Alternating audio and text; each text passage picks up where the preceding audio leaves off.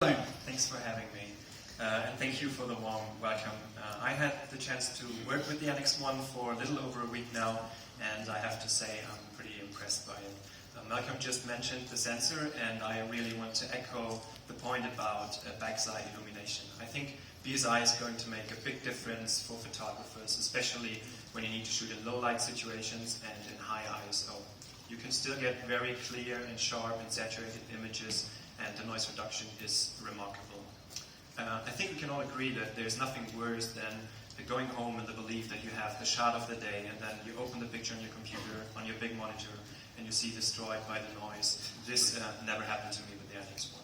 Fantastic. As you said, you've had the NX1 for around a week now. I'm sure you took a lot of images with it. Is it possible to share some of your images with the audience? Yes, sure. Right, thank you.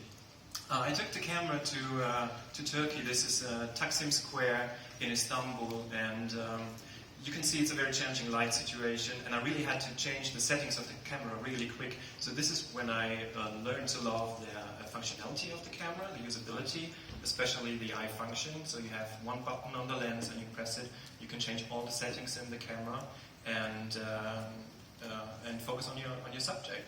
And even in terms of picture quality, you can see in the blacks you have a lot of detail and no noise. Very good. The next picture is shot in Berlin. It's, as you can see, a long time exposure. You can see it's incredibly crispy. You see details even in a night shot, and I think this is a great example of how the BSI played a big role in it. Again, noise reduction kicks in the darker areas, and you have no noise. Fantastic. Again, in Istanbul, the typical street scene, and here I had to be really fast because I need to run to get next to this guy, because 1 second later the background would have destroyed the picture with all the houses and the trees and so on. So you really have to have a reliable camera with a fast autofocus here.